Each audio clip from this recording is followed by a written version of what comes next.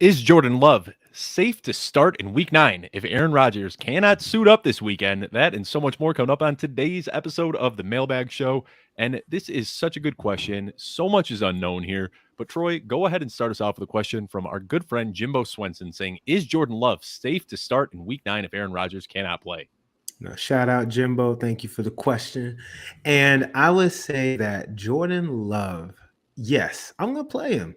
I'm going to play him because, look, he's lucky that he gets for his first start, he gets to play against the Swiss cheese defense of Kansas City. They're garbage, right? So we're going to see. If Jordan Love can't do anything in this game, that's going to say a lot. But I think he's a fine start, in super flex leagues.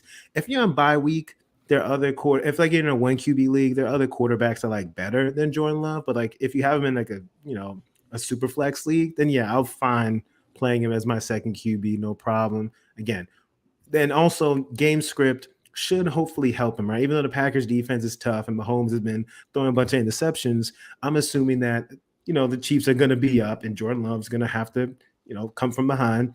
And he still has DeVonta Adams. He's going to come back from COVID, hopefully. I'm assuming so. Allen Lazard should be back. So, yeah, I'm going to be confidently playing him. Well, semi-confidently playing him. I will say, and what you said, I mean, I don't want to push back because I agree with everything you said, but this idea that, like, yeah, they're going to fall behind big and they're going to have to play catch-up, we're still saying that, but this Chiefs team is not the same Chiefs team that we are used to seeing. So if Patrick Mahomes doesn't turn the ball over, then that's what it is. It's all about, like, look, last week he did a better job. And it was a fluky, bounce off the helmet thing that happened. And look, as long as he doesn't turn the ball over, they should be up. And then Jordan Love should be trying to play catch up. Yeah, the interceptions are wild. He's already 2 away from his career high, and we're halfway through the season. So definitely something to be concerned about.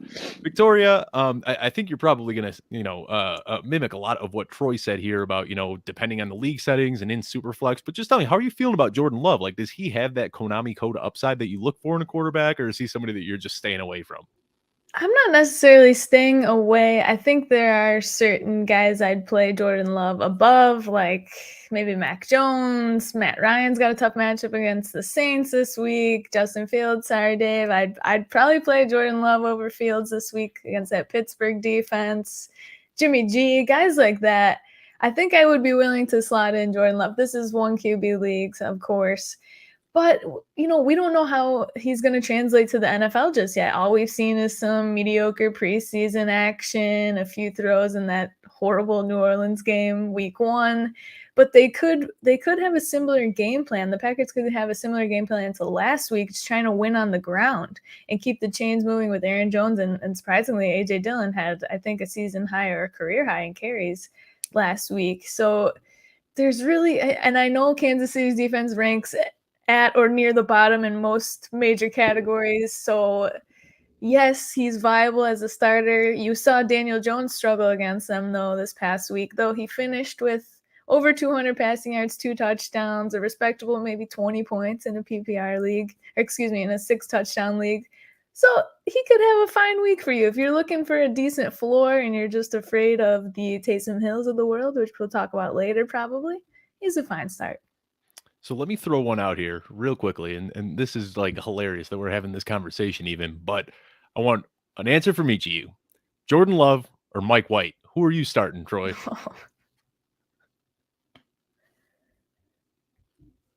Troy, you're on mute. I think you're on mute. I thought you were just really thinking really deeply about this question. It was both. But Mike White. Give me Mike White. Vic? Wow. I don't think I could do that. No, I'm going Love. I think I'm going Love here too, but that's where we're at heading into week 9 already. Mike White looked like Broadway Joe on Sunday. Oh my God, come on. That's what you did. Did you not see the game? He looked like that. He looked pretty darn good. I don't know many guys that come out for their first start ever. 400 yards. 400 yards. Yeah, that was a fun game, man. Yeah. And I can promise you, I already see them in the chat and the submitted questions. A lot of people are asking about Mike White. So I hope you were taking notes during that game and hope that you got some takes on Mike White. But anyway, I want to thank everybody for tuning into another episode of the Mailbag Show, back-to-back weeks with all 3 of us here. Such a blast. Just want to remind everyone that you can send your questions into mailbag@footballguys.com. You can also DM them directly to any of us on Twitter. You can find our tweets and ask us questions. We will find a way to answer your questions during the show if you ask them to us during the week. If you didn't submit any questions, just go ahead and drop them in the chat, whether you're tuned in on Facebook, YouTube, Twitch, or Twitter. We will be able to see those questions and we will answer them at the end of the show. And lastly, make sure that you have subscribed to youtube.com/footballguys so you can see this video and all of the rest of the content that we are bringing to you throughout the entire season. Victoria, let everybody know a little bit about FanUp before we start diving into these submitted questions. Absolutely. If you love fantasy football, listen up. You have to join the NFL season's hottest and easiest daily contest. You can flex on the competition in FanUp's daily flex ball contests to win cash and the hottest brand prizes. Of course, it combines the best of redraft and best ball formats. There's no salary caps, drafts, or waivers. FanUp allows you to pick a new team daily and to stack your roster however you'd like, which is the best part. You can take on your friends every single week. Sign up now. Make sure you enter before Thursday Night Football, Sunday games, and Monday Night Football each week to win FanUp bonus prizes from Fanatics. Download the FanUp app now in the Apple Store or go to fanup.app. Just be fans. Absolutely. Be sure to check that out if you haven't already. Now, let's go ahead and dive right in. And this first question we have, these are my favorite types of questions. It's not a yes, no. It's not a true, false. It's not a this guy or this guy. True, it false. is an open-ended question that is going to be a lot of fun to talk about. And this comes in from Peter Moracle. And he is saying, what quarterback outside of the top 10 right now are you most excited about for the second half of the season? Now, for people that don't have this information right off the top of your head, I will go ahead and read through the top 10 right now. In reverse order, we've got Justin Herbert, Aaron Rodgers, Joe Burrow, Lamar Jackson, Kyler Murray, Patrick Mahomes, Jalen Hurts, Matthew Stafford, Josh Allen, and Tom Brady rounding out the top 10. So who outside of that list do you think is going to really show up in the second half of the season? Victoria, who do you got?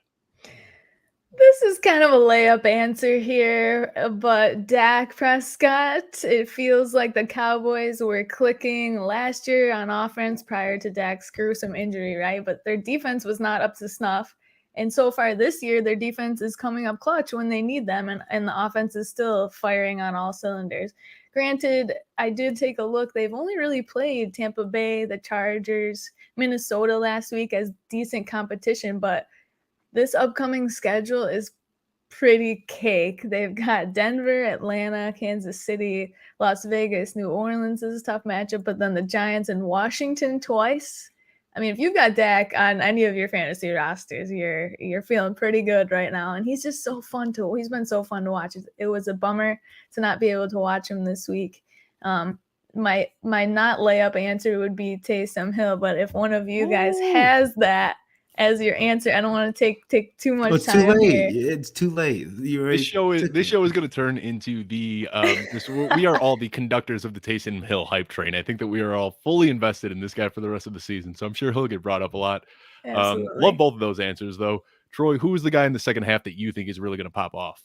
Since Taysom Hill was stolen from me, I didn't say any context with it. I just put it out there into the world. I'm going to say, I want to mention one guy, but I do have an honorary mentions, but it's not just the homer pick, but it's got to be Tua. What Tua has done these past few weeks, he's been a QB1.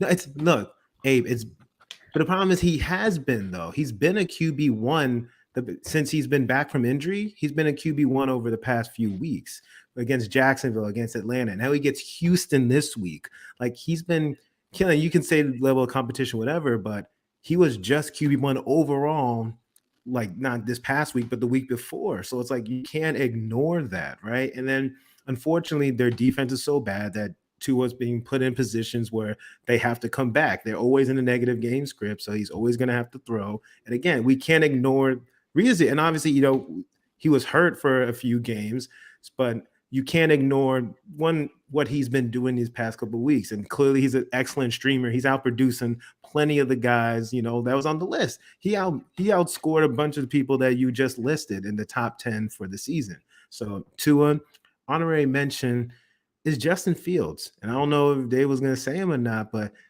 he's okay, go ahead. Okay. So here's the thing about Justin Fields, right? The problem is I'm worried about consistency. Last week, he looked like Lamar Jackson, right? He rushed for over 100 yards. He had more yards last week than he did in the 3 weeks prior combined. So and the problem is we don't know if he's going to be used like that. He should be used like that, right? That's the reason you draft him. That's the reason you play him. You tailor the offense to his skill set. So if we can see, and I don't want to play him against the Steelers, right? I think he's going to have a down game compared to, against what he did with 49ers. But if we could see some semblance of that rest of the season, he's going to be somebody you'd want to at least stream in fantasy during bye weeks. Yeah, I love all of those answers. I agree with all of you. And my guy, I just want to go a little bit deeper just for the fun of it. When you look at the guys that are right at the cusp, Ryan Tannehill, Carson Wentz, Daniel Jones, Kirk Cousins, I think all of those guys can have strong second halves of the season.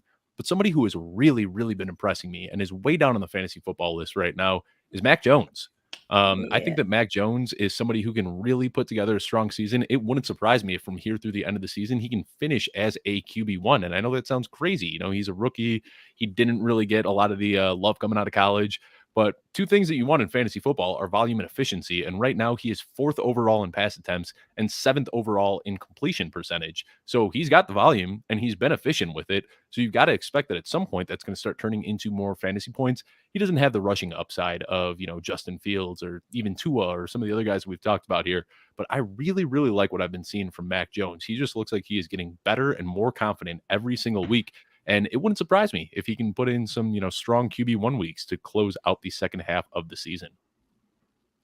I like that one. They beat the Chargers. Like, what? They whooped the Chargers. They just beat them. I think we found he's only been in the league for, not even a full year and a half now, but it certainly seems like Justin Herbert's kryptonite is Bill Belichick, right? Yeah. Oh, yeah. Easy. Oh, he always whoops stomped last year. What was it? 45-0 or something like that. Yeah. And then this year, next year sits on this mailbag show when Herbert's playing New England. I'm like, nah, don't do it. Exactly. Yeah.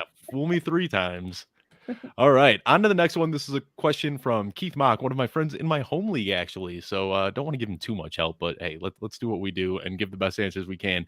If the Browns cut Odell Beckham Jr. and he clears waivers, so we're getting a little ahead of ourselves here, but if he's cut and he clears waivers, what team would be the best fit for him? So what is a team that you could see Odell Beckham Jr. going to that would be the best fit for him? This is such a tough question.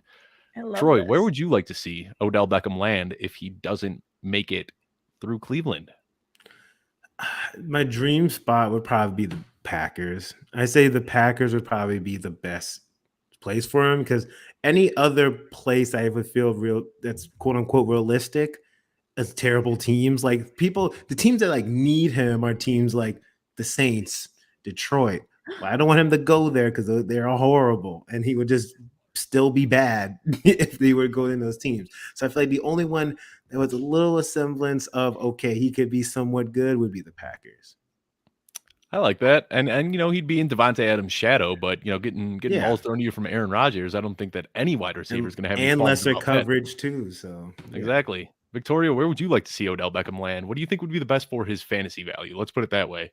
Oh, this is a different question. His all right. Go with the original question. It's kind of both. He was the best fit for him. No, that's true. The shade that Troy is throwing on the Saints, who are 5-2 and just beat the Bucks. Taysom Hill. I do not trust Taysom Hill throwing consistently. No, time out. I know. Taysom Hill. Winner. Taysom Hill is good for Taysom Hill. He ain't good for everybody else. Sounds like somebody had Alvin Kamara on their big league last year. Yeah. No, I mean they're so depleted and they're contenders in my mind. It was reported that they were discussing a potential trade before the deadline yesterday, but Odell's got a ton of money left on this year's contract. With Michael Thomas being announced today, he's out for the rest of the season. That was kind of a shock to see this morning, along with all of the other insane NFL news from today. But they're desperate, and Odell is a little bit of a, for lack of a better word, a little bit of a crybaby. He wants those targets. He wants the attention. He wants to be the star. They don't have a star on their team.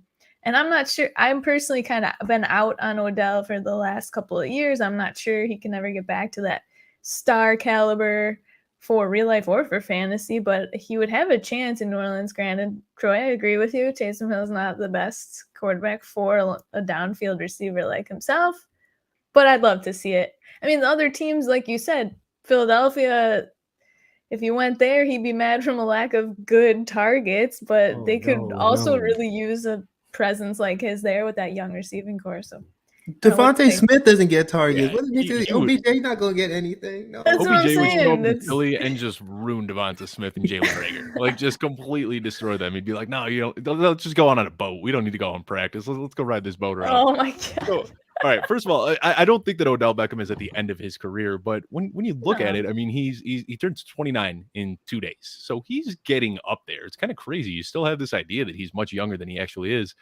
But there has been one place that I could think of, one team that has the infrastructure that basically says, hey, we're either going to fix you or your career is over. And we saw it with Randy Moss. We saw it with Ocho Cinco. We saw it with Albert Hainsworth. I was going to say New England Patriots. Yep. Yeah. That is a team that is desperate for a wide receiver one. No disrespect to Jacoby Myers or N'Keal Harry or anybody over there, but those are not elite wide receiver ones. So I think that that's a spot where he can go really get his head on straight, be surrounded with coaches and infrastructure that can help bring the best out of him. And like I said, it's kind of a last-ditch effort because we've seen a lot of guys go there that have character concerns, and they go to New England. If they get cut from New England, that's pretty much the end of their career. It's like, wow, if New England couldn't fix them, nobody can. But I think that's kind of where we're at with Odell. We see him not finishing routes. We see him just giving up on plays. We see his body language on the sideline. And I don't think that Cleveland is a strong enough team that they can get the best from him. So I think that if he does get cut and clear waivers, it wouldn't shock me one bit to see the New England Patriots bring him in and see if they can get him right. Well, so, before we move on, what was that report today where Baker was interviewed and they were like, if Odell apologizes, would that help? Like, apologizes for what? For what? For not getting for Baker being so bad in terms of targeting him? Yeah. Why I was shocked. These reporters, I was like, this is a silly question. But anyways, moving on. Well, I did see something else today that was interesting too, that Kevin Stefanski, just his style of coaching, anytime he's like taken over for a team, the wide receiver one on that team has seen a dramatic drop off in usage. It happened with Stephon Diggs, Adam Thielen, and now Odell Beckham. So I think it's just the way that Kevin Stefanski runs his offense. It's a run first offense, and he likes to use multiple receivers. So I don't think that Odell Beckham is ever going to see a 30-35% target share in Cleveland. And the sooner he can just realize that and realize that he's not going to have the same role that he had in the Giants, I think that's what we need. But it's just not going to happen in Cleveland, unfortunately. On to the next question, and this is from our friend Abe at DFS_docket, who is actually coming out with a great weekly article that I recommend checking it out. Rather than the players that you should be targeting in DFS, he's writing a weekly article about the landmines in DFS that you shouldn't be going after. Very interesting and unique piece. Definitely check that out. Good job, Abe. But his question is, with the hashtag ManningCast Curse being a real thing, how much are we fading Josh Allen this week? Victoria, resident Bills fan, are you fading Josh Allen? Are you buying into the ManningCast Curse? Could you imagine if Josh couldn't perform against the Jaguars this week? Like, that would be insane. And now my thought went straight to like, watch him have a week like Jalen Hurts did last week, where the Eagles just ran all over the Lions and Hurts threw, like 3 passes, and that was that. I don't think that would happen this week because the Bills don't really have a run game. So Josh needs to be involved. I'm not fading him. Abe, get out of here with this. Yeah. I'm gonna, Troy, I don't know if you have anything to add, but Josh Allen is my QB1 this week. I'm not fading him. If Josh Allen does faceplant, then maybe I'll start to buy into the ManningCast Curse right now, but I'm holding off for the time being. All right, on to the next question, and this one comes from Rare C Neps on Twitter, and he's saying, thoughts on trading CeeDee Lamb for Michael Carter and Michael Pittman in Dynasty? This is a fun one to talk about. Love Troy, this. what do you think here? CeeDee Lamb for Michael Carter and Michael Pittman. Trading, I'm not going to trade CeeDee Lamb for that. No, I want CeeDee Lamb. I feel like he's probably top 5 wide receiver in Dynasty, and Michael Carter's look cool. He's getting a lot of targets, but I'm just, again, him and Pittman's look good too, but you need to add more to that side. I'm not even, if I saw that trade, I ain't even looking at it. If that trade came in my inbox for CeeDee Lamb, I'm not looking at it. I think Pittman is the bigger piece here than Carter. I think I'm kind of looking at it like, you got CeeDee Lamb and you're taking a step down to get Michael Pittman, but is that gap, is Michael Carter enough there? You think you need a little bit more? Mm-hmm.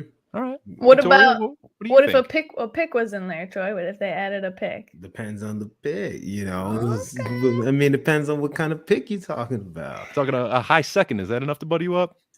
Nah, I'm still keeping CD. Wow. All right. We I got mean, a big CD fan in the house. yeah, I can't disagree. He's a top tier talent for Dynasty right now. Top 5, top 3, maybe. Michael Pittman is climbing the charts right now. He's an every week starter for fantasy right now. Wide receiver 11 on the year, which is incredible. His rapport with Wentz is growing every single week. We haven't even seen his true ceiling. I'm so excited for Pittman, but maybe that's because I have him in a lot of places. This was redraft. I do it in a heartbeat. Yeah. No. I know that, but Pittman and CD, they're the same exact age. They're both, they just got drafted last year.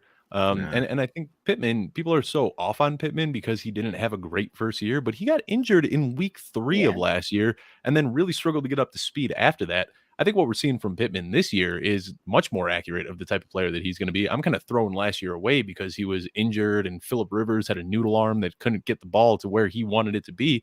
Right now, Michael Pittman is seeing a better depth of target, better target quality. I mean, everything is trending up for Michael Pittman right now.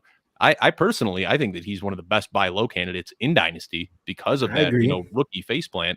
So I'm not even that crazy about Michael Carter. I think redraft Michael Carter is much more valuable than Dynasty Michael Carter. But I think as is, Carter and Pittman for Lamb, I think I'd accept that. Wow.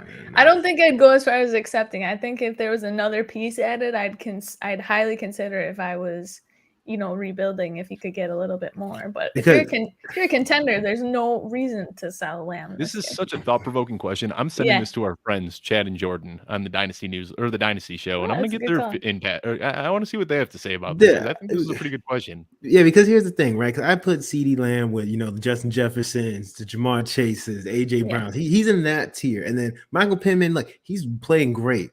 Hopefully, he can keep this up. But again. Him and Michael Carter, sorry. Not enough. Nah. No, man. It's a good question. And let me see what I'm going to look at the chat. I'm going to see, does anyone in the chat agree with me? Let's see. Okay, y'all can continue. All right. Yeah, it looks like nobody's got much to say on this one, but that's a good question. Thank you for that one. On to the next question. We got another one from Abe at DFS_docket, and he's saying, will Will Fuller be relevant by the time fantasy playoffs roll around? Troy, I'll let you hit on this one. What do you think? I mean, you got your ear to the Dolphins beat right now. Is Fuller going to come back? So it's funny because Abe always calls Fuller Will Haffer because he never finishes a season like that. That's his joke. But the thing is, in terms of fantasy playoffs, if he's around for the fantasy playoffs, I think he's relevant. I just don't. It's hard because we don't know how he's going to be used consistently in that offense, right? We know how Parker's used. When Parker is healthy in the offense, he gets a lot of targets. We know that Waddle gets a lot of targets. If Fuller comes, he's just going to be an upside flex play. I don't think he slots in. He's going to be a wide receiver 2 or anything like that. And because I just believe that the target's going to be funneled to the people who Tua's built chemistry with, which has been Parker and Tua. I think, again, maybe he'll take a couple downfield shots to Fuller, but he's not going to be someone that reliable. And again, unless I have a bunch of flex spots, I just don't want to trust somebody who hasn't been in the offense, who's been hurt in my fantasy playoffs. If you made it to the fantasy playoffs, I'm assuming you have other options. So you need to force Fuller in there. So just temper expectations with that. All right. I like that. Vic, do you have anything to add, or you think we're all right? On to the next one then. And this is a tough question. I don't know how you guys are going to react to this one. We got Troy Masco asking us, is there any situation where Zach Wilson can lose his starting job as the Jets quarterback to Mike White? Whoo! This is a tough one. I'm nervous to even answer this. Go ahead. Okay. Before you answer, Troy, all right. Consider the comments that head coach Robert Saleh made that were a little cryptic over the last week when he was asked a similar thing. He's like, I don't know, maybe we'll see. Blah, blah, blah. That was a little concerning that he didn't outright come like, no, Zach is our QB. Zach is our starter when he's healthy, like other coaches answer. So I'll let you answer, not sure. But that was a little fishy to me. Not gonna lie. This is one where I almost want to answer yes, but I don't want to get labeled a hack. But I don't know. This is such a all right, Troy. Troy's go like, ahead. You're a hack. Troy. Let's spark this convo. The Jets organization has way too much riding on Zach Wilson to be the savior. He was drafted 2nd overall. The only reason he's not playing, even if he was garbage, right? He was playing absolutely horrible, right? And look, Mike White, he had a great game. But once Zach Wilson is healthy, they're going to put in Zach Wilson. You know why? Because they spent a draft pick on him. They're like, yo, you're going to get some experience because he's not going to get any better watching Mike White trying to take his job on the bench, right? If he's healthy, they're playing. They have way too much riding on this guy. So you would know that because Tua was, watching Fitzpatrick in and out. So you would know. But don't you think that helped Tua develop a little bit? I mean, we saw it with Aaron Rodgers sitting behind Brett Favre. We saw it with Tom Brady sitting behind Drew Bledsoe. But Tua's coming off of a horrible injury too. This is different. The Tua thing Zach in this thing coming off a horrible 6-game start to his career. Oh no, well, I mean, absolutely terrible. He's been terrible. It's worth noting too. We've seen this from time to time. New quarterbacks having a good first start. There's no tape to game plan against them. I don't want to discredit White's performance, but they didn't need a game plan against Wilson. They didn't know what he looked like until the preseason. He looked great. I thought he was going to be good after the preseason. I even tweeted about that one game where he just peppered Corey Davis and everybody. I wish I could take that was week 1, wasn't it? I was like, Corey Davis season, yes. No, just kidding. Just kidding. Awful. So honestly, I think that Mike White is going to have another big week because they play the Indianapolis Colts this week, and the Colts don't give up big plays, but they do that. Bend don't break off. Or defense. That's how they operate on defense. And that's exactly how Mike White operated on offense last week. So he's not somebody that's going to rip the ball downfield, but he's going to be able to take those 5-10 yard dink and dunks throughout the entire game. The Colts are going to give that up. So let's say, hypothetically, Mike White throws for 400 yards again on Thursday night. You don't think that there's... Come on. I mean, this is what happens against the Colts. They give up all those short yardage throws. We saw Mike White just consistently hitting those easy short target throws. So we actually talked about this in our base camp the other day, with Adam Harstead. He was actually the one that pointed this out, but he said the old style of coaching for a rookie quarterback used to be throw him in the fire. If he doesn't do well, take him back out and let the veteran get some exposure for the rest of the year. So could you see that potentially happening, or it's just once Zach Wilson is healthy, he is 100% back in? And also because they have nothing to win. It's not like they're competing. It's like if Mike White was doing well and okay, Zach Wilson came back and you're trying to win something, cool. They're fighting for 3rd place, all right, in the division. They're not doing anything. So you might as well put Zach Wilson back in to see what you got in the guy that you drafted 2nd overall as opposed to save your franchise. Mike White's been fun. He's cool. He gonna make like Gardner Minshew, right? Like Gardner Minshew came. Oh yeah, he was fun. But once Zach Wilson's healthy, we're never gonna hear from him ever again unless Zach Wilson happens to get hurt again.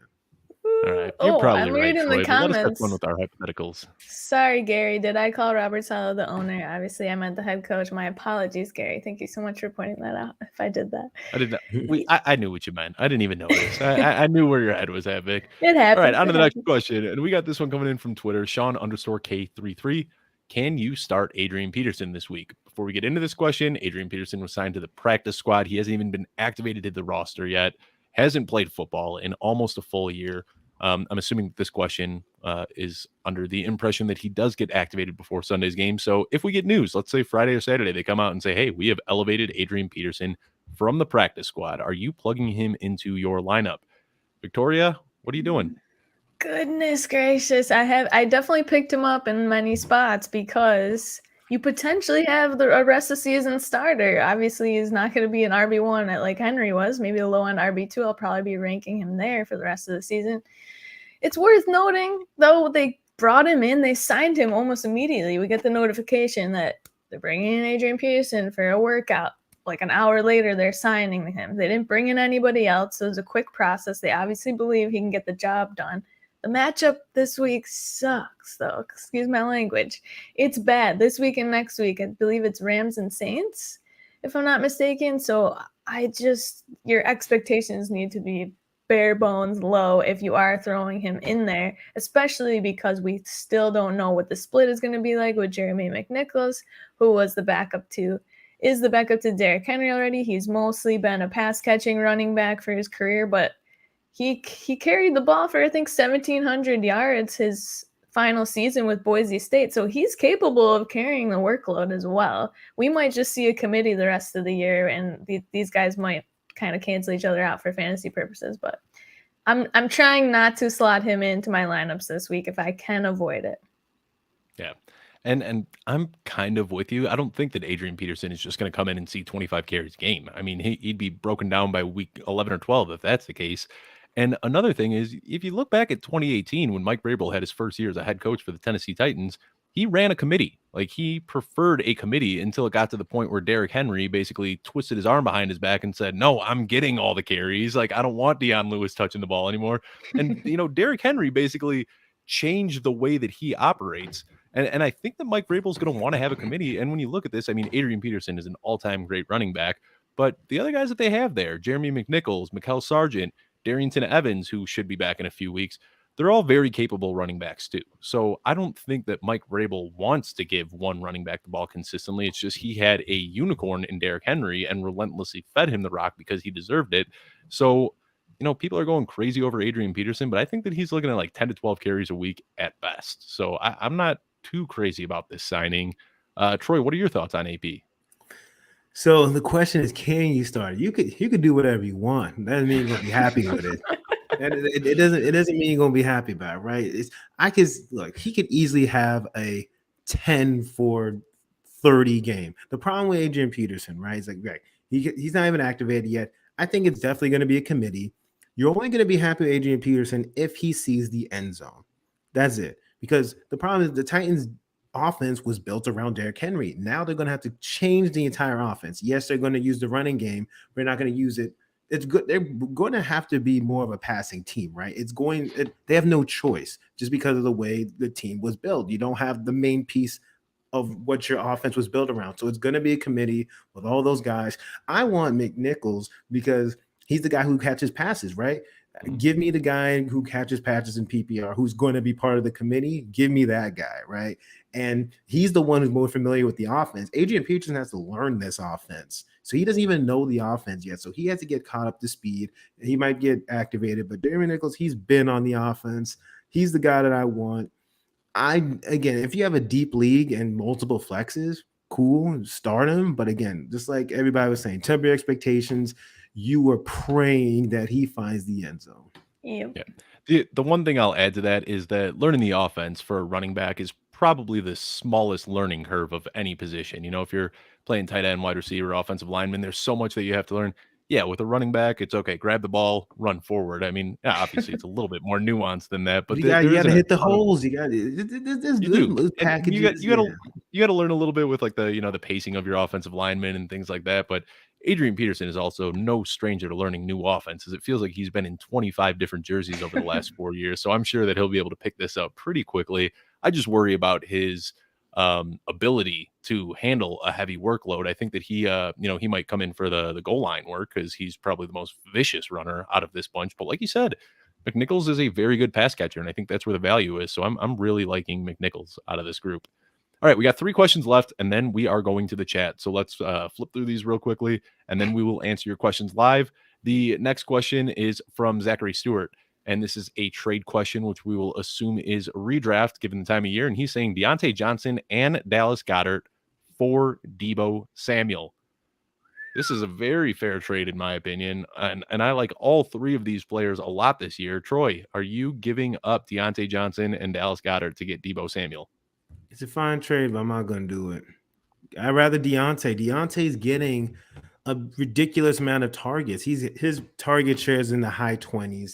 Dallas Goedert is now the number 1 option on his offense, and tight ends are hard to come by in redraft fantasy. So it's just no point. And again, Deebo has been excellent, but I feel like he's not good enough for me to give up. Again, tight ends are valuable, right? So who you going to? Who you're placing Dallas Goedert with? And this is more you have to look at the rosters, but straight up, Deontay's been fine. Like, I don't need to do this trade. Like, Deebo's cool. If it was Cooper Kupp, I would do it in a heartbeat.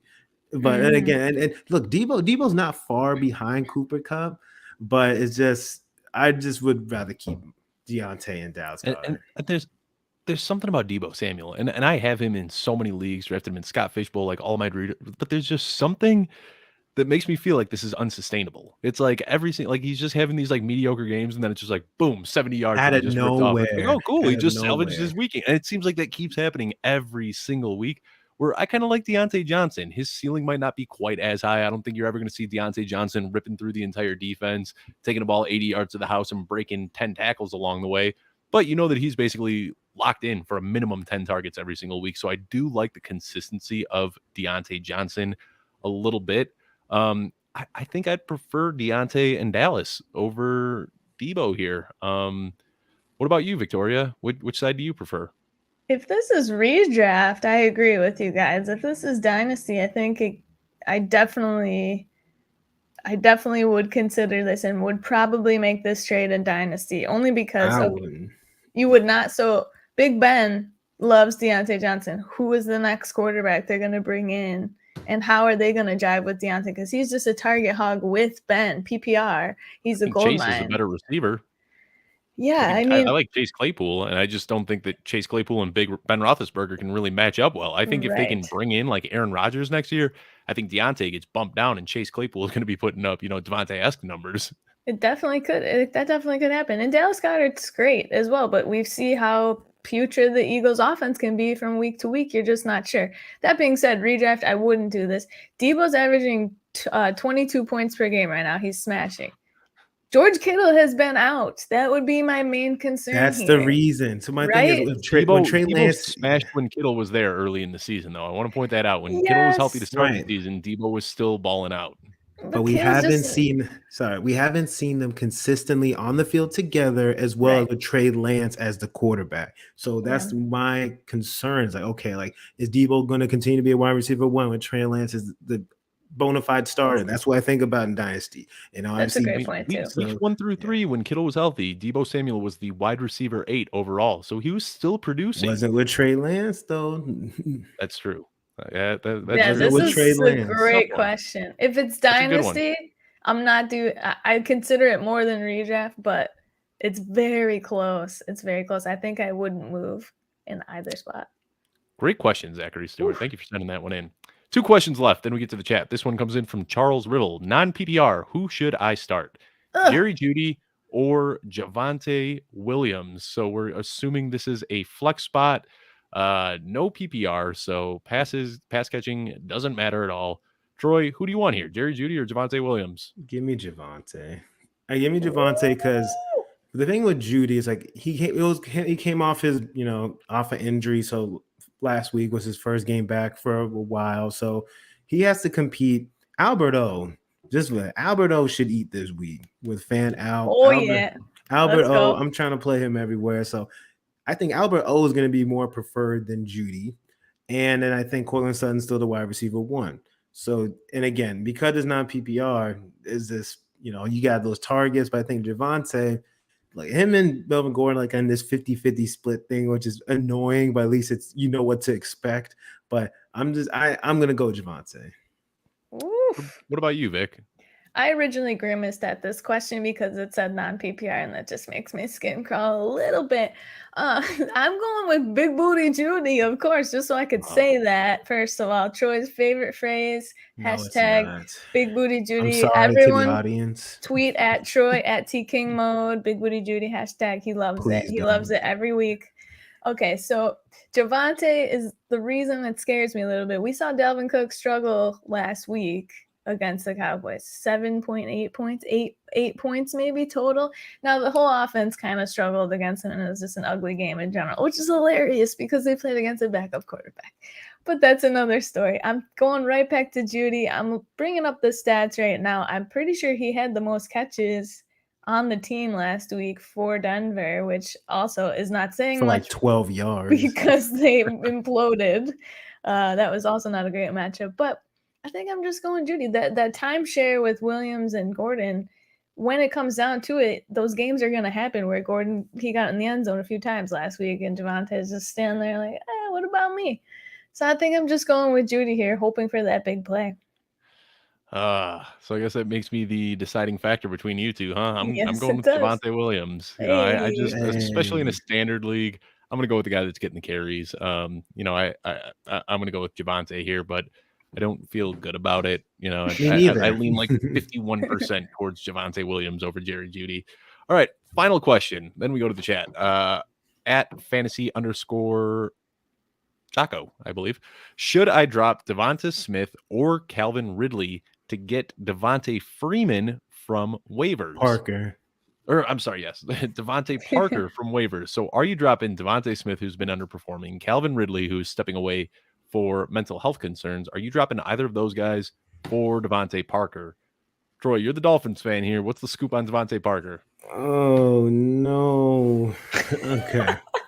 To be honest, look, DeVonta Smith ain't doing anything this season, right? So if you desperately need a wide receiver, I'm dropping DeVonta Smith before I drop Ridley, because the problem with Ridley is that obviously he's doing something that's bigger than football, and we have no idea what the timetable is. But the last thing I want to do, especially if I'm competing, if I'm in the playoff, I drop Calvin Ridley, my opponent picks up Calvin Ridley, and he comes back during the fantasy playoffs, right? And like, oh, I get a free Calvin Ridley, and it's like, oh, and he uses him against you, you're gonna feel bad, right? So I'd rather just keep him on my bench until I have more definitive answers. DeVonta Smith, we see, at least when Calvin Ridley's there, he's getting targets. He hasn't had big games, but at least when he's playing, he's targeted. DeVonta Smith, for some reason, Jalen Hurts just didn't know how to target him consistently, which is mind-boggling. But the Eagles' offense is terrible.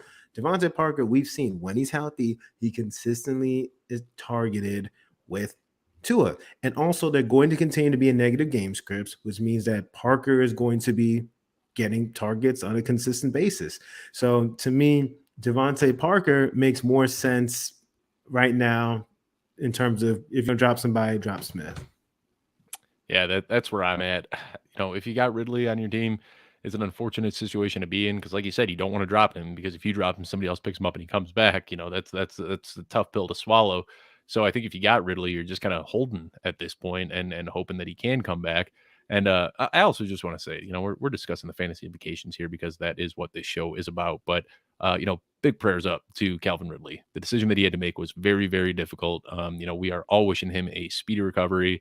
Mental health is something that is becoming increasingly more important, and I am glad that he was able to make that decision. I know it wasn't a tough one for him, so keeping him and his whole family in our thoughts and prayers. But well said. Thank you. But I am with you that I think DeVonta Smith is the guy that I'd be dropping here for DeVonta Parker. I think if you got Calvin Ridley, you just hold him and hope that he can come back at some point this season. Victoria, are you in agreement on this one? Absolutely. I agree with you guys. Parker was 8 for 85 last week. Nice stat line. When, as Troy already mentioned, when Tua is healthy, when Parker's healthy, it's a good start. Parker, he got off to a rough start in his career. First overall, or not first overall pick, but first round pick that, didn't really produce too much. But over the last 3 years now, Parker has just been pretty steady. And it's something where so many people wrote him off as a bust after year 2 or year 3 that I think people are struggling to kind of change their sights and realize that DeVonta Parker is a pretty darn good wide receiver in the NFL. He might not be, a wide receiver 1 or anything like that, but he's good and he does what's asked of him from the Dolphins almost every single week. That's the last question we have. I will start going through the chat looking for more questions to ask, but Victoria, why don't you go ahead and let everybody know why they need to sign up for the Football Guys Daily Email Update. Guys, we tell you every single week, if you haven't already, please sign up for the Football Guys Daily Email Update every single day. Joe Bryant is bringing us all the latest from Football Guys, the news, transactions, rumors, all the articles, tonight's email is going to be wild if you guys were following this NFL news today. So make sure it includes articles, the shows from our staff. Make sure you subscribe to the Football Guys Daily Email Update. It is awesome. Yeah, there's a lot of news coming at you today. I kind of cracked the joke that we were expecting all this news yesterday with the NFL trade deadline, got nothing. And then the day after the trade deadline, it's just boom, boom, boom, boom, boom, nonstop news coming at us. First question in from Dan Turner, and I love this question, and I feel like I have to at least plug the video that I dropped on the Football Guys YouTube channel this morning that talks a little bit about this, but he says, in the wake of Ridley being absent, does Russell Gage or Tajae Sharpe benefit more? I'll take this one right off the bat. I think that Tajae Sharpe is the biggest benefactor here. We saw it last week. He saw his career high in targets and yards. He's not exceptionally big, strong, fast, or anything like that, really, but neither is Calvin Ridley. They both have this natural knack for just getting open and getting the ball thrown their way. I don't think that Russell Gage is anything special, as tough as that is to say, and I think that Tajay Sharp is the biggest benefactor from this wide receiver core. What do you guys think? Troy, Victoria, whoever wants to take this one, go right ahead. So you think you could go first? No, I was going to say this is such a tough question, especially seeing Gage have that donut last week when everyone's saying, oh, easy pivot, Ridley's out, Gage in. We've seen him have a rapport with Matt Ryan, but then we got this Tajay Sharp looking guy on the other side saying, no, today's my game, my time to shine. I don't know if I could trust either one going forward, but Dave, I'm going to have to agree with you on this one. And the thing is weird because he looked good, but the week before, Gage was getting targets. I think he scored. Yeah. But then this he had a big week, touchdown.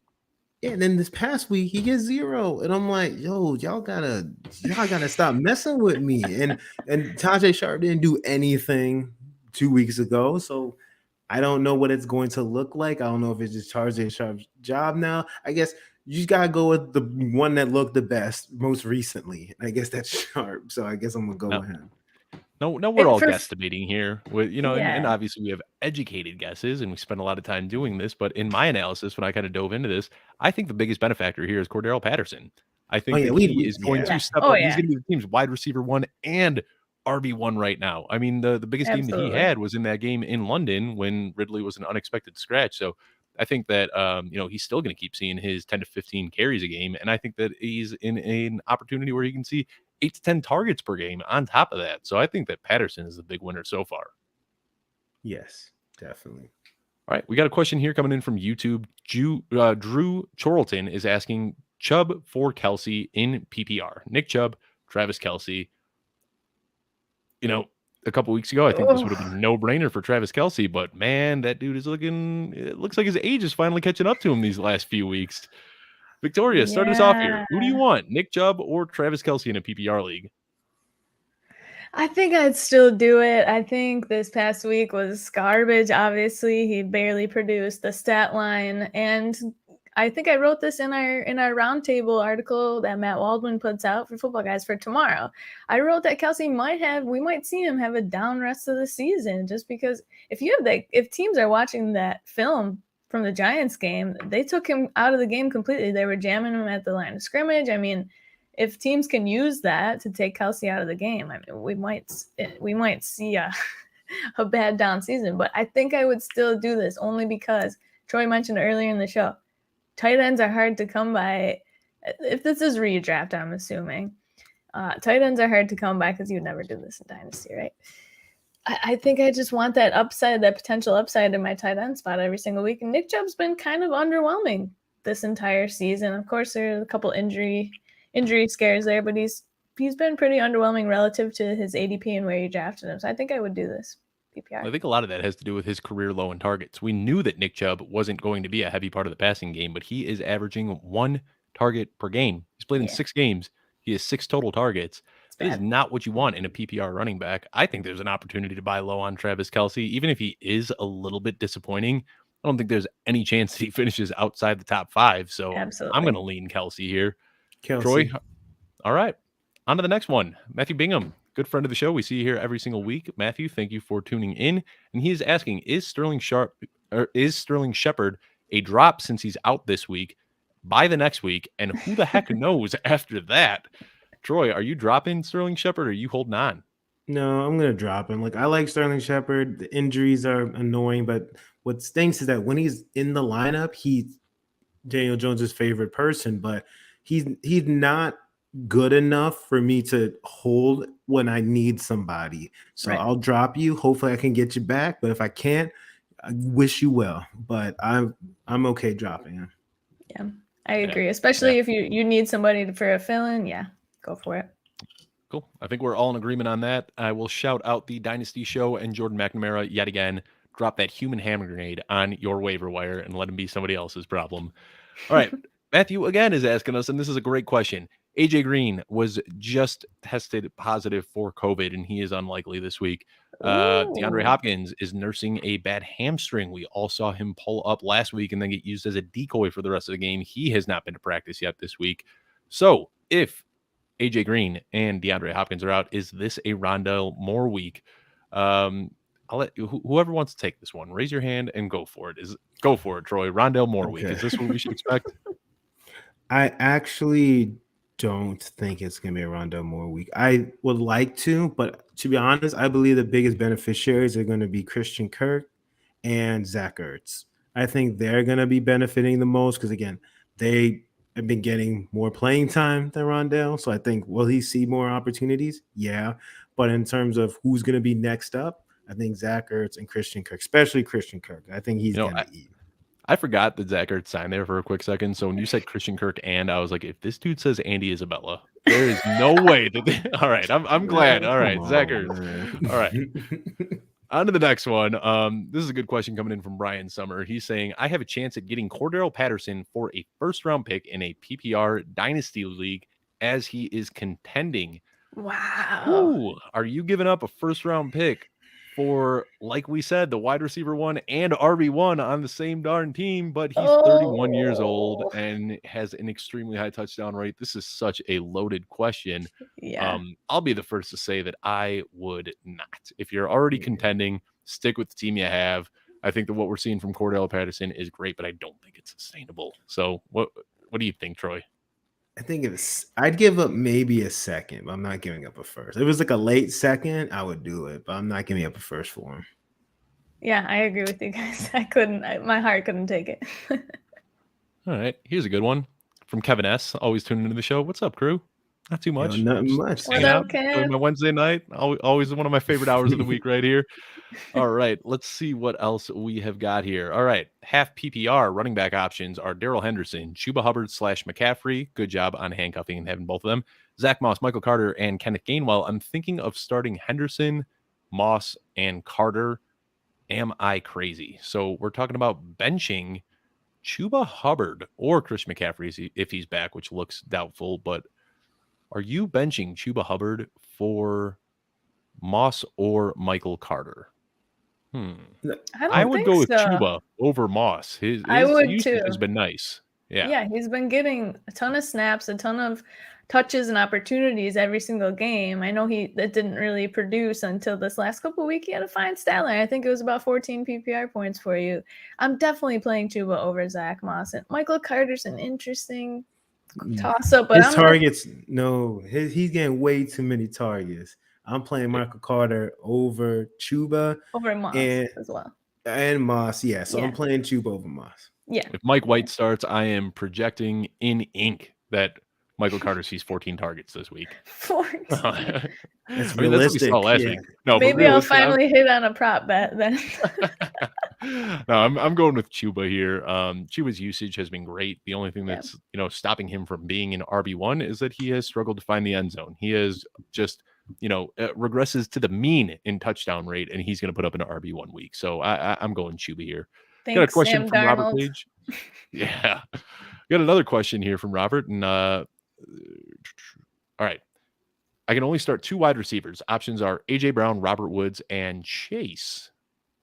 Leaning towards Brown and Woods. So I'm assuming this is Chase Claypool and not Jamar Chase, or that would be a no-brainer. Right. It has, I have it. I think the question is Robert Woods or Chase Claypool, and I'd go with Robert Woods. What about you? I'm going Woods. Woods, definitely. He's got a good matchup this week. You hope he finds the end zone, and he's not been bad. He's been a serviceable wide receiver too. I'm putting him. Yeah. I'm putting him in my lineup. And if this is Jamar Chase, we are in agreement that you're starting Jamar Chase over Robert Woods. Absolutely. All right. We got a question from Jose Azania here, and he is saying, in a 1-point PPR with Christian McCaffrey coming back, do I deal him or attempt to handcuff Chuba? CMC has already missed time twice. Do I deal him or attempt to handcuff? So who has the handcuff? I guess this is an interesting. So he has CMC, and I think he wants to try and get Chuba. And I think that's what I'm interpreting it as. I would try to get Chuba. If you can get Chuba, do that. Absolutely. I have to agree. It's been so disappointing seeing Christian McCaffrey come back from injury both last year and this year, and then re-injuring himself. And then every single week, it's that waiting game with coaching staff. Yeah, he might practice today, or he looked okay in practice. We'll see how he looks tomorrow. It's a nightmare to manage a player like that. So I agree. I feel guilty even like talking about his injuries because like he's getting to that point now where, you don't like labeling anybody injury prone, but like there's certainly a pattern developing here over the last couple of years, and it's something that you'd be crazy to completely ignore. So Yeah. I think that if you're, you got McCaffrey on your team, going out and getting that insurance for Chuba, I don't care if people say that, it's going to, have negative expected return or whatever. I mean, sure, you might lose out on like a 0.2% chance of winning your overall league by handcuffing but I think I want Chuba here. And just for the peace of mind, knowing that you've still got somebody that you can plug in and week out. Got another question in here from YouTube. And this one is saying, should I trade away T. Higgins, Kadarius Toney, Trevor Lawrence for DJ Moore and a second? I am holding firmly to the T. Higgins, Kadarius Toney, Lawrence side. Especially a quarterback. Trevor Lawrence, right? Like if you have a quarterback in that deal, there's no way I'm Well, I'm assuming it's one QB. One QB. Even in one QB, I'd still hold. Yeah. I think you take Lawrence out of that deal. I'd prefer T. Higgins and Kadarius Toney over DJ Moore without Lawrence in there or a second. Take Lawrence out, I'd consider it. I would. To give me the Higgins side. All right. Next. We got a loaded question here from Jake McMillan. Full PPR. I traded Kamara, Mike Evans, and Myles Gaskin for Christian McCaffrey and Justin Jefferson. Wow. Great trade. Very nice. Historically, Kamara has plummeted with Taysom Hill as quarterback. What are your guys' thoughts? Real quickly, I'll just say that he saw an upward trajectory in almost every single game with Taysom Hill last year. He started off ice cold in those first 2 weeks, but by the last game that he played with Taysom Hill, he saw 10 targets. So I think what happened is Taysom Hill had to kind of get comfortable with those short checkdowns to Kamara. But as the season went on and they played, a few games together, he did start to trust him more and more. So I'm not too worried about Kamara. I think Kamara in my rest of season rankings with Hill instead of Jameis drops from RB3 to RB5. So he's still elite. I'm not too concerned about Kamara. I'm still playing, but he made the trade. So I think it's a good trade. You got McCaffrey and Justin Jefferson, so you're fine. But I agree with everything that Dave said in terms of Kamara. But I still think it's a good trade for you, though. I also think that we're just going to see different usage from Kamara. I'd expect to see him line up out wide and in the slot a lot more. He's not going to be running everything out of the backfield like he has been. I think that he just lines up as a receiver a lot more with Taysom Hill. Especially with Ingram back. Yeah. I think the biggest knock, is Ingram and Taysom Hill. Now they have two people that are threats to take away his goal line touches. So that worries me more than his drop in production in the pass game. All right. I think we have seen most of the questions here. All right, here's one. Should I stream Mike White over Daniel Jones this week? I'm going with Daniel Jones personally. You're going Mike White over Daniel Jones? Who's Daniel Jones playing? Pulling that up right now. I had this in my head and I just completely dropped it. Playing against Vegas. I'm gonna go play Mike White. Give me Mike White. Fantasy is supposed to be fun. Do it, Mike White. I'm going Do it, Robert. White. I'm going Mike White. It's not gonna be fun. Let's go, Mike White. I'm a stand now. All right, we got a question here from YouTube. Do I have the guts to start Ty Johnson tomorrow night? No, I think the only guy that you're starting is Michael Carter. Ty Johnson stumbled in the end zone, but no, but he's had the last 3 games had 3 solid weeks. The problem is he only played like a 28% of snaps last week. So he's been very efficient and he's getting targets, but the problem is he's not playing enough snaps for me, and that's what's risky. During bye weeks, he could be a flex, but that's the only thing that makes me nervous about Ty Johnson. He's not getting enough snaps, but he's getting targets. So I don't think it's the craziest thing in the world, but if you're desperate, I don't think he's a terrible play. Yeah. Before we sign off, there's a question from Rita. She said, tight end streamer this week, Albert O for the Broncos. Do it. Albert O and Pat Fryermuth. Those are the 2 guys that I'm trying to stream this week. Yes. Absolutely. But wow, this show flew by. We are out of time. Be sure to subscribe to the YouTube page at youtube.com/footballguys if you haven't already. Sign up for the daily email newsletter, which is fantastic. Gives you all the information you need. I'm Dave Kluge. We got Troy King and Victoria Geary here. You can catch us every Wednesday at 7:30 p.m. Be sure to send all of your questions into mailbag@footballguys.com, and we will see you next week.